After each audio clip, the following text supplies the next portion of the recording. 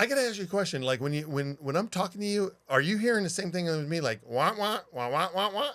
What?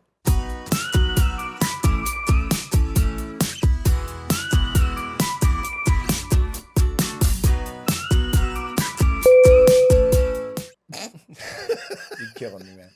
So last week when we finished the show, I went back and I watched it and I realized something. You know, we were talking about Rapid City, South Dakota. South Dakota? Yeah. Do you Yeah. know? Yeah, but you said Iowa twice. Iowa. I'm old. I know. That's what I was thinking. I was thinking, first of all, that we were old. Right. And then I was thinking, it's like an old relationship. Yeah. We don't listen to each other. We don't pay attention to each other. What each other is saying. Yeah. Well, I mean, you know, do you do the same thing as me? Like I'm just like all I hear is wah wah wah wah wah wah. A lot of times with you. Especially when you start talking the technical shit, and then you're like, "Gee, you don't know anything," and I'm like, The technical shit for you is like God. it's like fudge. Yeah, exactly. I mean, even before the show, he's like, "Okay, come here. You got to learn how to do this. You got to just go push the damn button."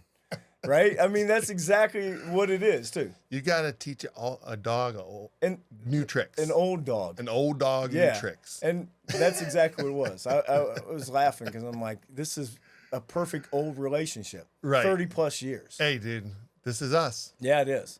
So flew with this flight attendant about a week ago.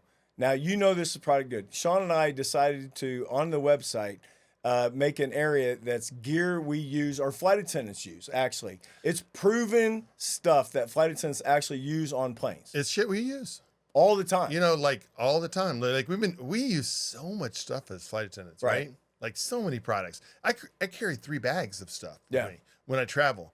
And like there's all these little compact pieces of gear and travel, suitcase, whatever. Anything that we think of coming up, we're going to start putting on gear we use. But the number one thing is we try to save money.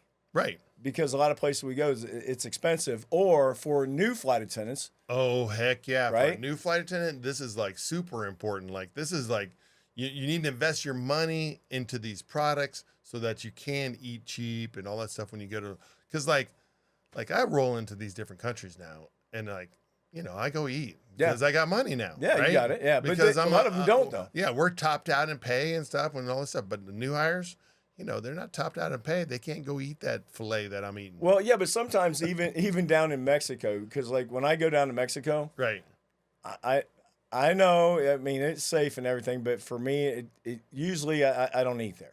So what I do is like I'll take a couple of the ramen noodles, spicy bowls. But why aren't you, just a quick question, why aren't you eating there?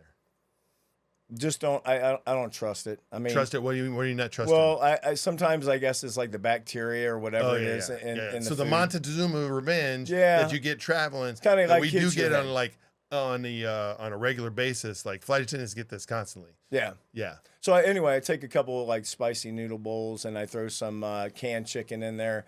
But when I try to heat it up, you try to use that hotel water from the coffee maker, and you know those are nasty. Yeah. And hate those. I mean, I can't stand those because you never know how they clean them. Right. So this girl had this electric kettle. Really? Yeah. And I flew with her for 2 days, and I was watching her use it. I'm like, man, you use that a lot. She goes, I use it all the time. And I'm like, how long have you had it? She goes, 4 years. So I watched her, and I started thinking, I'm like, you do a lot of this stuff. I heat stuff up with hot water, but it's never hot enough. So had to go out and get it. Sweet. This is it. Electric kettle. This thing is even tested by myself. I took it on the trip. This thing's amazing. Collapsible. This thing is, it gets hot in 3 minutes, okay? It has a detachable cord. But this is amazing thing, Sean. Look at this. Handle comes right off. It goes right down. And when you collapse this thing, it collapses down into this size, right? Right. Into this size. You take the handle and you'll click the handle right here. And look at this. And it goes right inside this container. So it's no bigger than this container, sits right inside there. And it has the cord in there, and you can take it with you. The great thing about it is you get these collapsible containers for your bag. And these things is like you can put your noodles in or whatever you want to put food in there, sweet, heat it up, and look at how thin that is. That's awesome. And if you guys are interested in any of these products, Yeah. you can go to our site and look at gear we use, and you can go right there and you can order them. Yep. And these things are phenomenal. You will absolutely love this. If you guys like the ramen noodles, the tea, the coffee, mashed potatoes, Yeah. oatmeal, any of those things for hot water, what I did is I took some organic noodles with me, and you know how you reactivate them? So I poured this in, reactivated the noodles, put a little butter in there, put some seasoning in there, and I had a meal.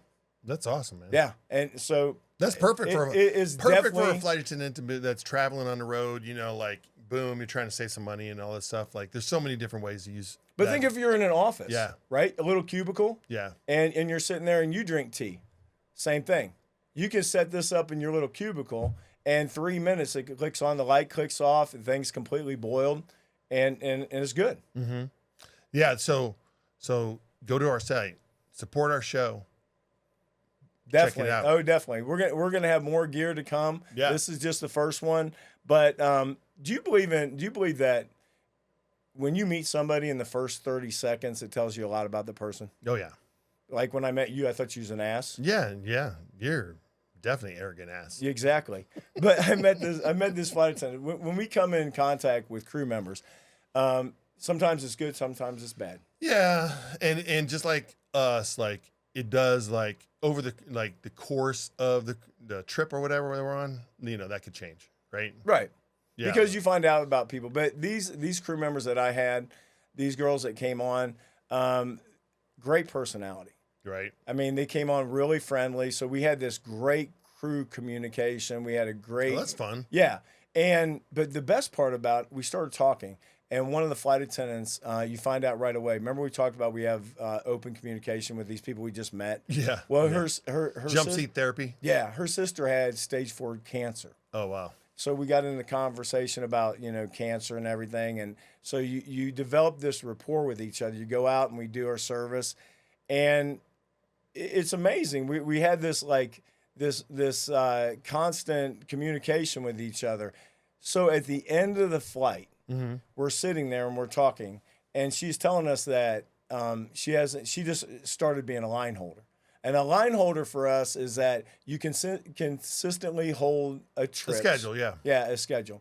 And she couldn't trade them. Right. I'm like, why can't you? No, but I was asking her, I was like, why can't you trade? And she goes, there's nothing in open time. Right. I'm like, honey, you're in Chicago. There's no way. There's nothing no open way. time. There's no. Yeah, that's too big of a base. Yeah. So I said, let me see your phone. So she showed me, and she was looking at open time. And it did. It showed up nothing. Right. But then I went to all the different bases that we have, and it showed 0 open time. I'm like, something's wrong. Yeah. So we went in and we found out that she had her phone set up for Dallas. Oh. Dallas-Fort Worth. Got when it was the Set base, up. what it was looking at, Yes. whatever. Yes. Oh, gotcha.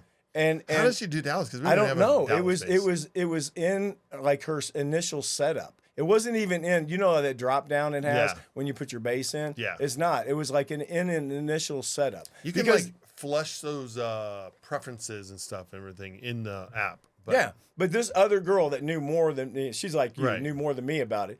Takes her phone. Shut up. Takes her phone. She's like, Gary, she had it set up for Dallas. So she takes it out and she's like, nope, this is ascending, this is descending, and then posted. And then she had this thing set up for her. And then all of a sudden, this flood of open time. And this girl's emotion, she almost started crying because her whole life changed. Yeah.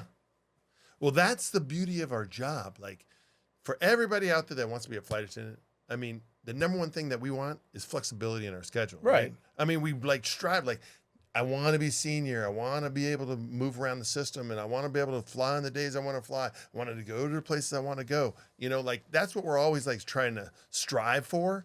And, once you get that first schedule, what we call a line, boom, that's when you get the flexibility, to be able to do all that type of stuff. The whole point of this story even wasn't that. It was the difference that a simple smile makes. And that's what I told her.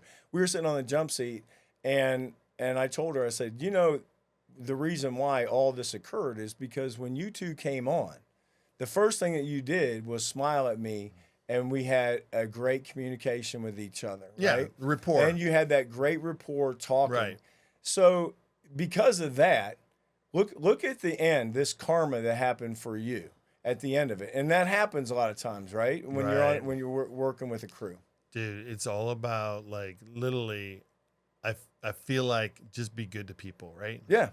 Like if you come on board or you're in a terminal or whatever, just be good to people, man. Yeah. All that stuff, that energy kind of flows with you, and when you have that positive energy going with you and you're like moving around the system and stuff, that all that karma and that energy kind of goes with you. Yeah. And like there's so many people that I fly with, and for some reason when I get on a plane, it's like, yeah, he's an arrogant ass. Yeah. But then they find out I'm like the fun, happy, cheerful guy and all that stuff that I go, I don't know why that is. Well, tell me why that is. Because you call a spade a spade. Yeah. I mean, that's it. I mean, and the thing is that you're only, there's a difference with us. Yeah. Because we're out there, we're like, look, you got a job to do. Right. And this is a team game. Right. And if you're not the team player. Right. I'm gonna have you out. Yeah, I'm gonna call you out quickly. Perfect example was this past week. So we had a newer flight attendant, and we had a situation to where we had 2 in the back, 2 in the front. It was just a beverage service. Right. And now she doesn't know all the ins and outs yet. She's new. That's what happens. It's an educational system, right? Because it's kind of like you got to relate to it like being in a new house, being in a new dormitory, being in a new location that you're not so familiar with. Right. Unlike us, we walk in the planes and it's like our second home because we know where everything is. But if you don't know, you're going to develop bad habits because no one told you. Right. So or you're not curious to go find out. People like you and me, right? That and this is the reason why they'll think that you're an ass. So after the service, she came to the back, and I said, "You realize you were supposed to come back to the back and help us?" And she's like, "What?" I said, "They had a beverage service up there. Yeah, you didn't need 2 people. You don't need 2 people, right? It's just a beverage. Right. You should have been back. We were completely packed back here. We didn't say anything to you, but because of that, we were unable to do a little bit more of what we should have done." Because you didn't come back. Right. And then you didn't even pick up. Now, she felt horrible. Right. Okay? And she apologized. And I told her, I said, remember what I told you when you first came here? It's an education. Right. And that's all this is. And it wasn't to be mean. It was just simply an education to sit there and say, okay, this is how it's supposed to be done. And she's going to be a phenomenal flight attendant. Really. I mean, she's got a great personality. She was very apologetic, and she was like, I'll never do it again. And that's exactly what you want. Yeah, because, I mean, when you promote that, like, sense of, like, being a team and we're all in this together, it's like even on the international flights, when I fly those, like, I usually fly the first class section, right? So I'm up there doing our job, and there's a lot of details and little nuances to that whole service up there. But our system flows in a different system time-wise than the back end of the plane, right? Right. So the services, we want it to all finish at the same time, but sometimes you get done. One gets done sooner than the other. Maybe the needs or the wants of the passengers in that section are greater or less, right? But then the good flight attendants will always move to the other section and come up and say, hey, how can we help you get done? Yeah, it's a team game. Yeah, we want to get done. Yeah, but that's why people when they come across people like you and myself, is that we're direct. Right. You got to be a part of that team, or we're calling you out. Right. But after you're a part of the team, oh yeah, then you're like, hey, let's go eat. You're in. Right? Heck yeah. Let's have fun. Everybody's having a great time because everybody's working. All right, now we talked about that. Let's talk about you, because you just got your commuter pad. My what? Commuter pad. Oh, my computer pad. Yeah. Not computer. I'm you like, say what? Computer pad. No, commuter pad. My crash pad is what we call it. You call it a commuter pad, too. You called it a computer pad. Just shut up. It's a crash pad. God. You see what I got to do with? You wonder why it was Iowa instead of South Dakota. Let's talk about your damn crash pad. So since I was like, when I first started, which was 37 years ago, I only for 9 months of my career, I had a crash pad, which is a place to be able to lay your hat, pack your stuff, whatever, get like reorientated before you go on your next trip. Because in theory, wherever you're based, you're coming from someplace. You've lived someplace else. You got this new job. Now you're based in another city, and you want to go to, but you don't want to be there on your days off. So you only need a place just to lay your stuff at, and then I can be based in and out of there type of thing. So we call it a crash pad, right? Yeah. Yeah. So I got a crash pad now because I'm doing this international traveling, and it's cheaper than booking hotels every time I go over there, because I got to some trips you have to go over early, sometimes you go the same day, but just to have the convenience of a home base closer to the city that you're based in is a good thing. And so I got this new crash pad, and the crash pad's awesome, man. So, okay, let's talk about them first of all. So a lot of people that come into this career, some of them are older. Oh, yeah. You got younger ones, right? Yeah. So a younger one will adapt to a crash pad a little bit easier. A little easier because everybody's like ready to, we're all learning and experiencing, and you're excited about the job and all that stuff. And the crash pad vibe in those crash pads, because crash pads go in in what is it?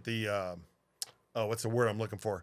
It's the type of people in the crash pad. Right. Yeah. Pilot crash pads. Pilot, flight attendants, but there's also within each one of those types of flight, and you have mixed. Sometimes you have pilots and flight attendants crash pads too.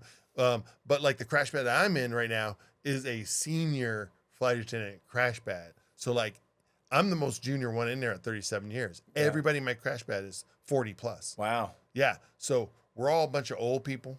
Yeah, farting. We're farting. Yeah. Quiet. Yeah. We're keep no to bunk ourselves. beds. You have bunk beds. There's no drama. There's no bunk beds, right? No, there's all bunk beds. Really? Yeah. The whole thing is nothing but bunk beds, and so we have 3 rooms, 2 bunk beds in each room. So there's 4 beds in each room. Now they call them hot and cold, right? Yeah, hot and cold. So right? Explain what that is. Like hot would be like you have like what this crash pad is.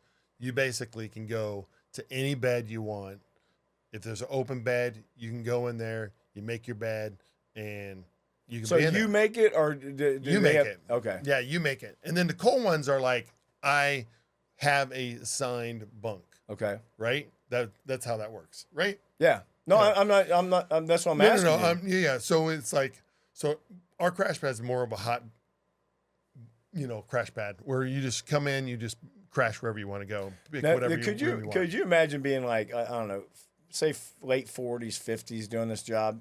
You've had a normal life. Right. And all of a sudden you're like, okay, I signed up for this crash pad. You walk in there and there's like 20 people stacked on top of each other. But it's not like that. That's the whole thing. So like, now yours isn't, but mine is not. And that's the whole idea that I was saying. Like in these crash pads, there's different periods of crash pads. That's what I'm saying. So when we first started, yes, you would walk into a crash pad and you'd find like all these people stacked up in the crash pad, and we're all in there, and it becomes like a big party, and it's like the whole that whole vibe, because it's a young, everybody's trying to like get into the job and learn the job and all that stuff.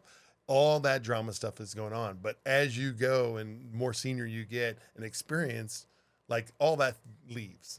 Right, but let's talk about the other part of the crash pads, because a lot of people don't understand that part that might be getting into this industry. What's that? The younger parts where they have like 20 or 20 people in there stacked up, and you have to actually sign up for the bathroom, right? Yeah. Well, you'll have crash pads. Like when I first had my first crash pad, I never had I think I was in one crash pad where there was like more people in the crash pad than there was beds. Uh-huh.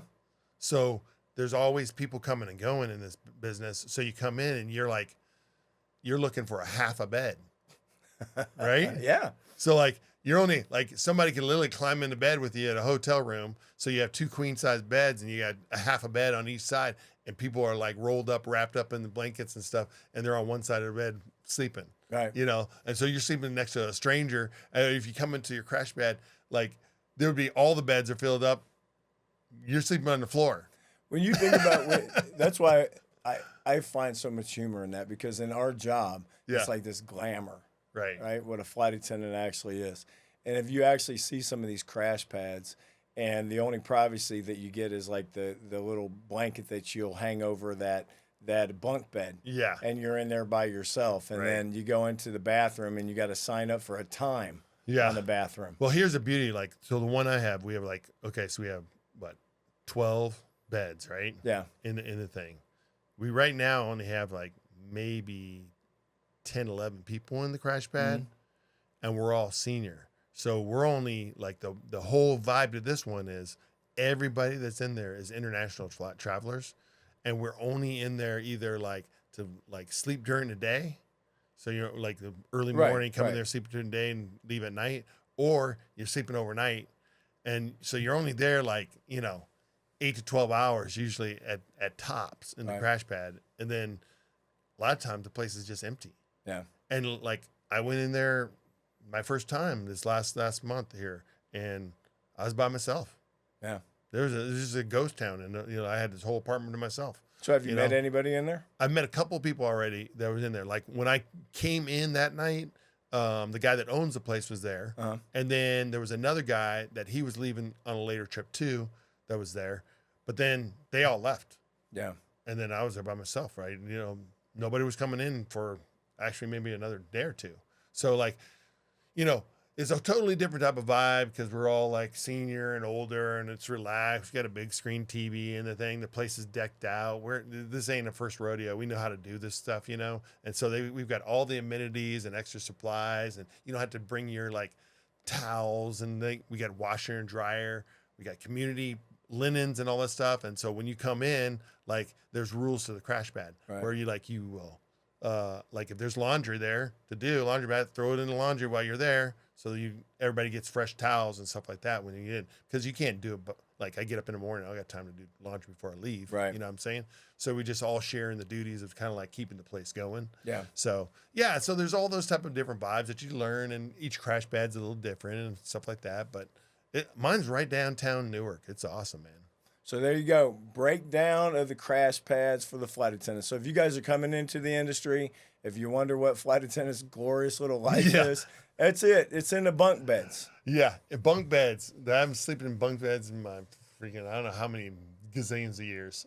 Well, okay, now talk about bunk beds, right? So have you caught, I mean, we're switching gears a little bit, but we were talking about bunk beds. Have you caught the new episode of the Dutton Ranch? No. You haven't caught that? No. From Yellowstone? Dude, I've been so busy lately. Like, really? You're always like, you're not flying. I've been flying. I know you're always busy. I give a shit. I've been like flying my butt off lately. I've been, I just got back 2 days ago from Tokyo. I was out there again, hitting Narita airport this time. And that was an experience. I'm going to talk about that here in a minute. You're always doing something. I always give him shit. He's always doing something. I don't care if he's not. Even if he's not at work, he's doing something. Dude, But I love giving him shit. You know what? Because he does the same damn thing to me. Yeah. Well, and both of us have wives that have honey-do lists. Yeah. Even when we don't know we got honey-do lists, we got honey-do lists to do. Yeah. I walked in the door this last time, dude. I was bombarded. Like literally, I was like, "Hey, I'm home," trying to get a kiss or something. It was like. Boom. I need you to do this. Yep. I need you to do this. Yep. You've been gone. I need this done here. Yeah. The lights need changed on the outside. My sink is leaking. Yep. I need you to. Dude, you're still in your uniform. Right. You haven't even got out of uniform yet. I'm like, really? Yeah. Really? I love you, honey. Yeah. But that's why Gemma gets all the love when I walk in the door, because she's like shaking her little tail. Yeah, she's happy. She's snorting and she's bringing her toy, right? She's like, "Why do you always show her the most love?" I said, "Look how she is." When I come in the door, she doesn't got anything for me to do other than just, "Hey, take my toy and pet me." Right. Shaking her little butt. Right? I'm happy. Just a little happy to see you. I'm glad you're back. I know, dude. It's like it's wild. It's like that time. Like I got time. Go. But it's that relationship thing again. It's crazy. But anyway, so going back to the Dutton Ranch. Dutton Ranch was incredible. If you guys haven't seen it, it's actually the continuation from the Yellowstone. Oh, it's a spinoff from Yellowstone. It's a spinoff. Right? And they had the Marshalls with Casey. Didn't like that. It was It was just the characters they didn't. It wasn't bad, but it wasn't as good as Yellowstone was. Yeah. So Dutton Ranch, only 2 episodes, phenomenal. They've already built the characters in. Oh, good. They rebuilt the train station. Now you'll have to see where Rip takes the people from the train station to a big hole, and that Benning is this crazy bitch of a ranch lady. and the characters that they build around this. And Ed Harris. He's in it too. Oh, that's cool. He's in it too. He's like this old vet. He's like cool. this cool old vet. Yeah. But all the characters, Carter, Rip, Beth, you guys, you'll definitely love it. Check that out. I know you love you some Yellowstone. Well, I mean, okay, if it holds my attention, I'm gonna watch it. Right. And if I think it's good, I'm gonna like you. Right. If you think it's good, you're gonna say something about it. Oh yeah. For sure. And if I thought, I mean, you didn't. No, say, it's on my list. I will definitely be watching it. I mean, Marshall's is out there. I didn't say anything Right. about Marshall's because I didn't think it's good. Right. I think that they'll bring Casey in to this one because I think. Well, he's part of the story still. Well, they're gonna need his help. You can already see how it's gonna build. Right. The Casey's gonna have to come in and help the family. But anyway, Dutton Ranch you got to watch that one, man. That is unbelievable. That's cool, man. So what's been going on with you? Hey, so I went on this trip over to Narita.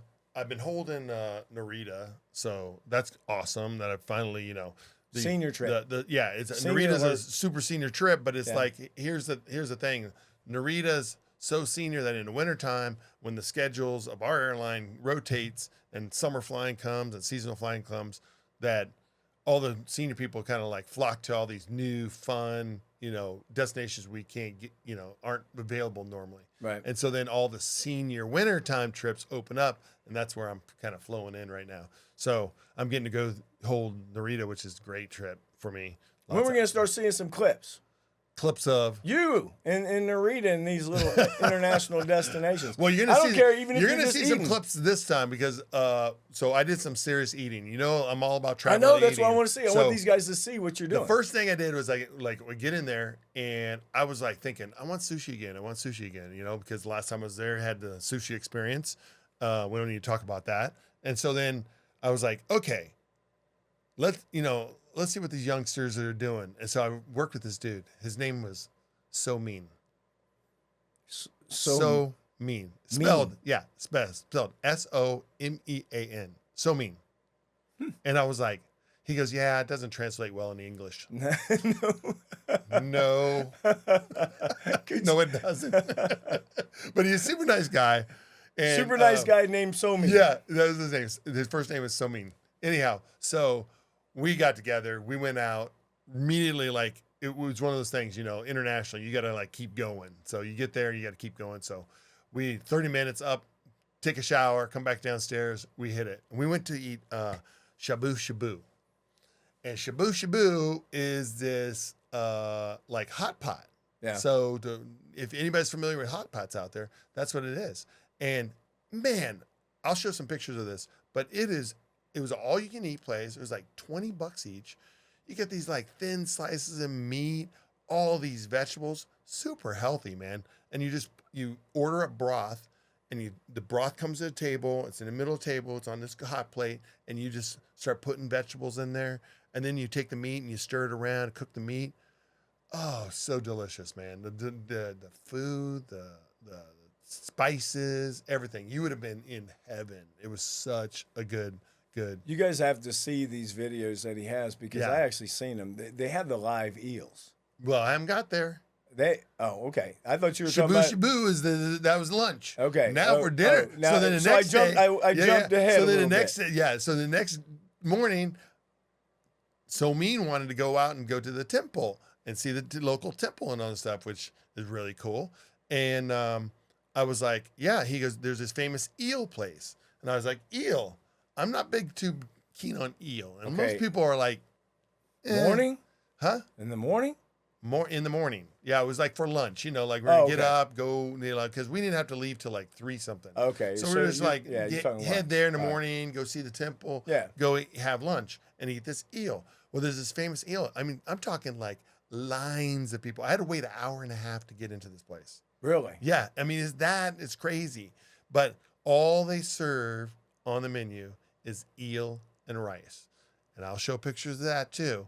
And you'll see it here between us. It was actually really cool because you look down and you see all these eels in these these containers. You'll see the pictures. Anyways, so it's gross. Yeah, but it was good. Yeah, it's fresh. It's definitely fresh. I mean, fresh. Them damn things were moving. They're grilling it right there, the whole 9 yards. I went there by myself. He ended up not going in the morning because he couldn't, his sleep. He got messed up his sleep that night because if you mess up your sleep on international, you're all whacked out. Now, those videos of the guys with the eels, is that outside the restaurant? That's just like that's the front of the restaurant. Like they're just right there on the street. No question whether it's fresh, right? Oh no question. I mean, that's the crazy. You would not see that in the United States. Oh no, right? Well, you can't. Come on, no, no, take you that back. I'll take that back. Really? Yeah, like there's places like in Chinatown, like different places, they do have that. They just whack the head off? Yeah, you'll see them. I haven't seen them. Yeah.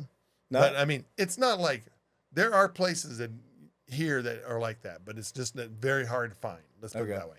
But it was awesome. That was pretty cool. It was awesome.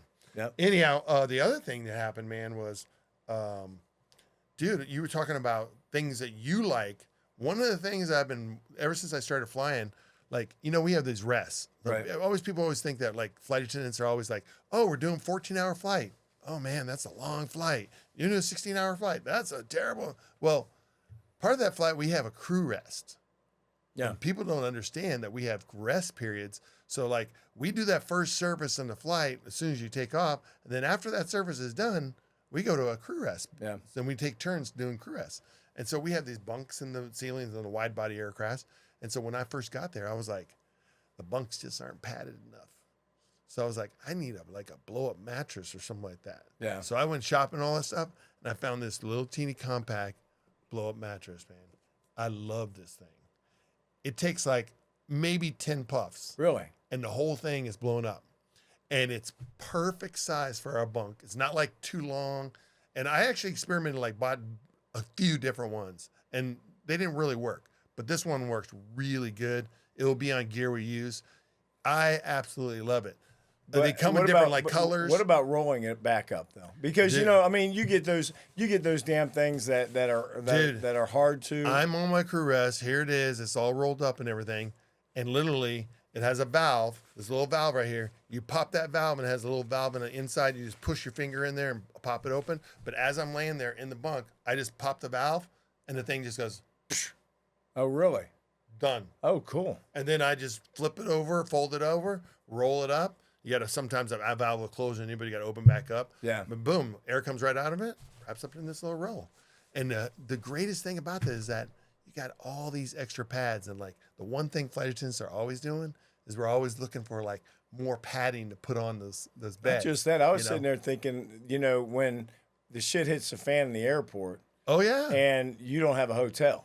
Dude, these are good for camping. These are good for all that stuff. But I mean, even as think about that, even as a passenger, a customer traveling, anything, you could throw that damn thing in your bag, and you could any airport spot, blow that sucker up and go to sleep. Right. It's super compact. Like you can literally take this thing anywhere. It's fairly lightweight and all this stuff. But it's on our site. Check it out, man. Absolutely love this thing.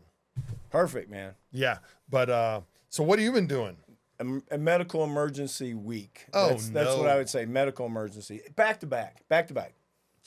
Yeah, we had a. This is like your now third one now. I have them all the time. I know, but they don't normally like come in threes type of thing. No, I have them all the freaking time. I wish I didn't, but I do. I have them all the time. But I had a great crew. Everybody worked well together.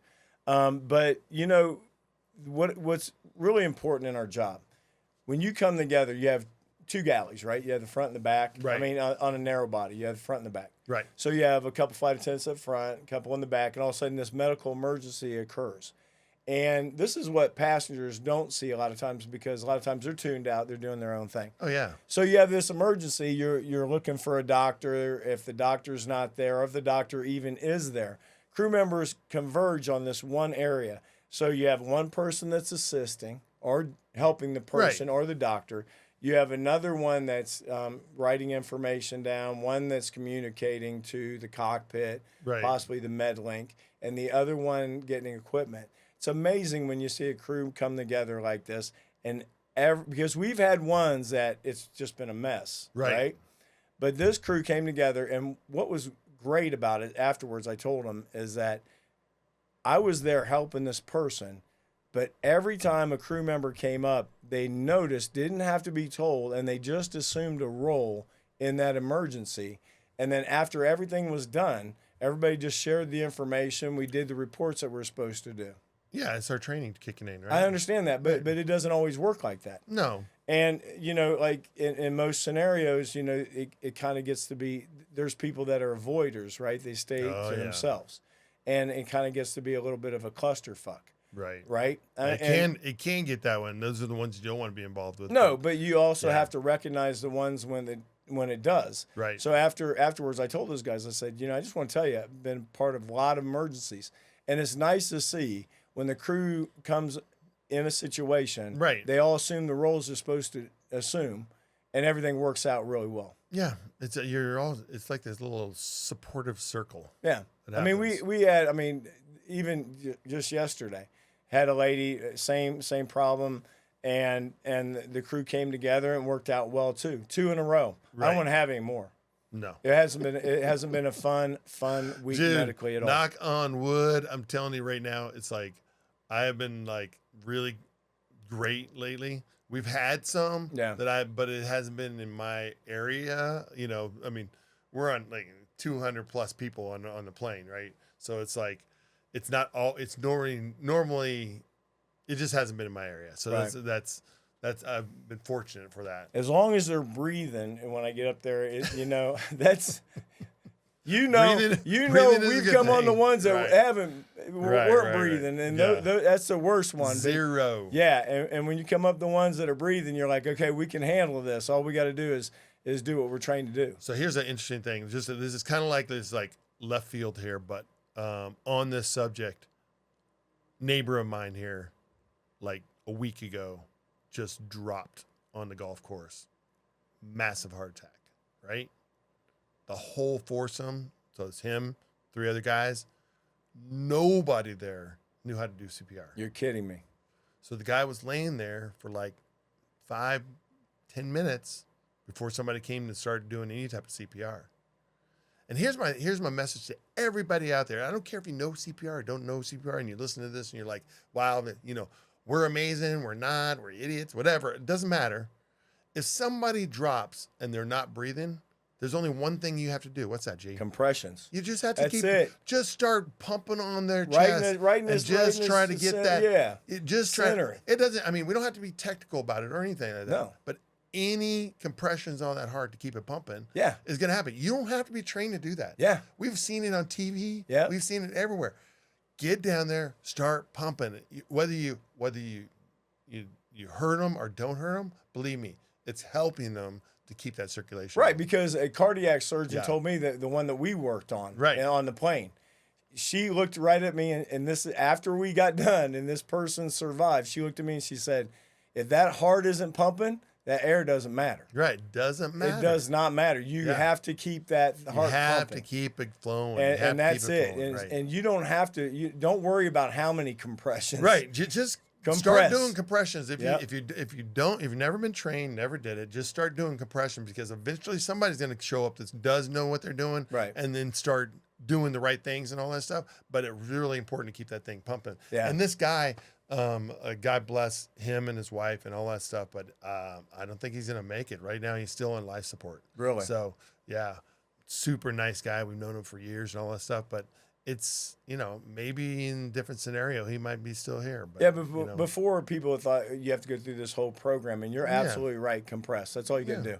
It's kind of like the AEDs now, they made it so simple to use an AED, and they train them on a child to do it. So if a child can do it, anybody can do it. And for you to say, I don't know how to do that, it's just you being denial and avoiding to be able to help. Yeah. But you know what I found? You know what I found out in an emergency though on the airplane, and truthfully is that it's like you got to slow your roll a little bit, because what happens is that you get the adrenaline. The adrenaline really, because you're thinking how do I help this person, and the nerves are going in because you're not a doctor, right?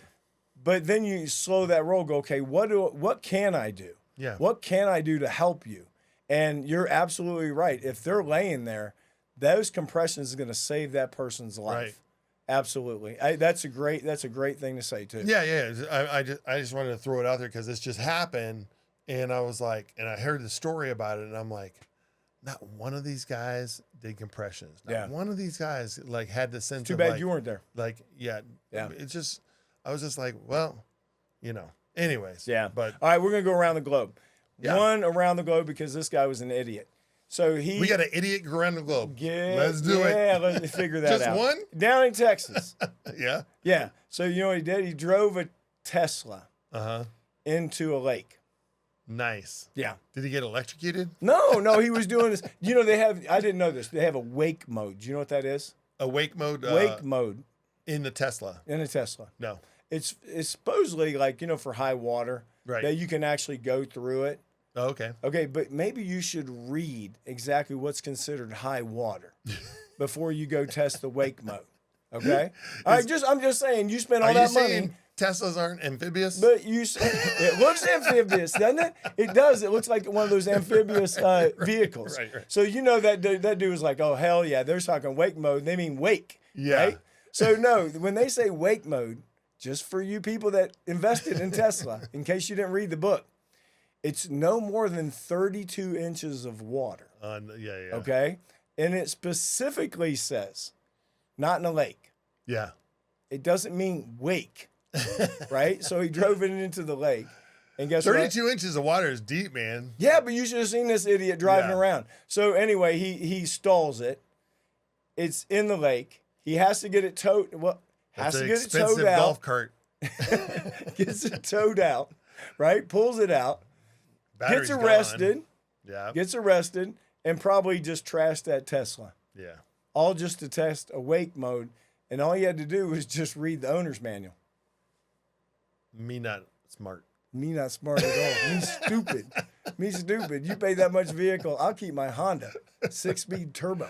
Right. Exactly. But it has the limp mode in it. Damn stupid limp mode. Anyway, inspirational quote. Inspirational quote, man. Ambition is the path to success, but persistence is the vehicle you arrive in.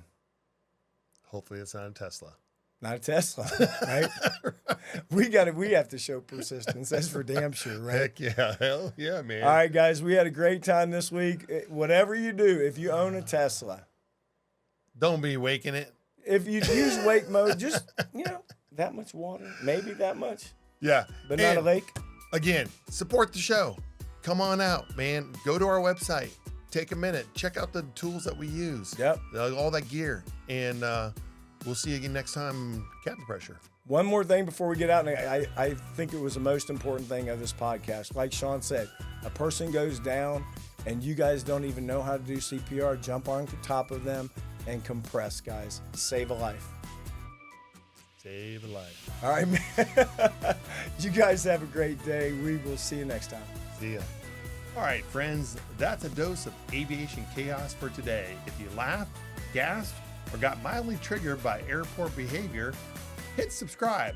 Then go ahead and watch another episode because we are fully committed to turning your free time into airline stories and bad passenger decisions. Leave us a comment with your funniest travel experiences and share this with that one friend who's always late to the airport but somehow blames the TSA. Thanks for hanging out with us, and we'll catch you on the next episode of Cabin Pressure with Sean and G.